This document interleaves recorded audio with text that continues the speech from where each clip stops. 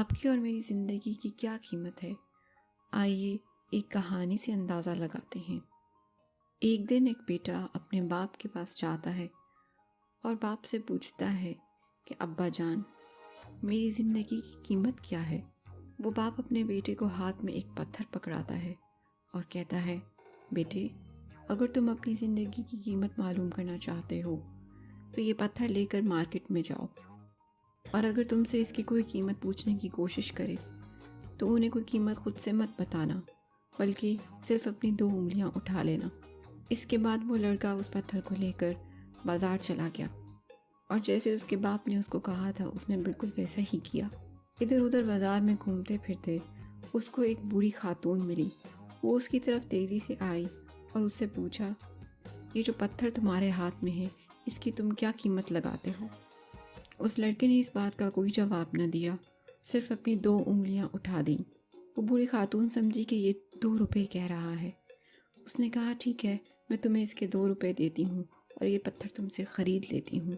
وہ لڑکا اس بات پہ بڑا حیران ہوا اور فوراً بھاگتا ہوا اپنے باپ کے پاس گیا اور اپنے باپ سے کہنے لگا، ابا جان، مجھے بازار میں ایک بوڑھی خاتون ملی، وہ اس پتھر کے لیے مجھے 2 روپے دینا چاہتی تھیں۔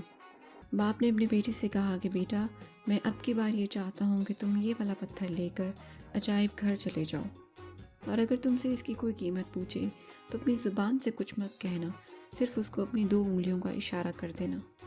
اب وہ لڑکا اس پتھر کو لے کر عجائب گھر کی طرف دوڑا۔ عجائب گھر میں پہنچے اس کو بھی 20 منٹ ہی ہوئے تھے کہ ایک سوٹڈ بوٹڈ بندہ جو کہ مڈل ایج کا لگتا تھا، وہ اس لڑکے کی طرف آیا اور اس کو کہنے لگا، تم یہ پتھر کتنے کا بیچتے ہو؟ اب کی بار بھی اس لڑکے نے زبان سے کچھ نہ کہا، بلکہ اس نے صرف اپنی 2 انگلیوں کا اشارہ کر دیا۔ وہ آدمی بولا، 200 روپے، ٹھیک ہے، میں اس کو اتنے میں خرید لیتا ہوں۔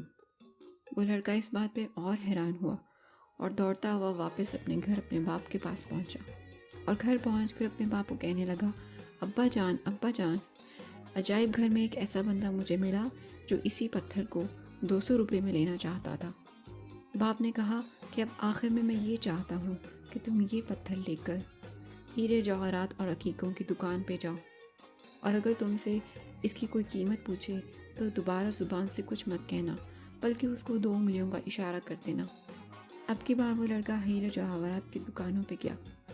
اس نے دیکھا کہ ایک بوڑھا شخص اس دکان کے کاؤنٹر پہ بیٹھا ہوا تھا۔ وہ اس دکان کے اندر گیا اور اس بوڑھے دکاندار نے جیسے ہی وہ پتھر دیکھا کہنے لگا، او میرے خدا، تمہارے پاس تو یہ وہ والا پتھر ہے جس کو میں پوری زندگی ڈھونڈتا رہا ہوں، کتنے داموں میرے ہاتھ بیچو گے؟ پھر اس لڑکے نے اپنے باپ کی نصیحت کے مطابق زبان سے کچھ نہ کہا، بلکہ اپنی 2 انگلیوں کا اشارہ کر دیا۔ اس بندے نے کہا، 2 لاکھ روپیہ مانگتے ہو؟ ٹھیک ہے، یہ پتھر میں تم سے خرید لیتا ہوں۔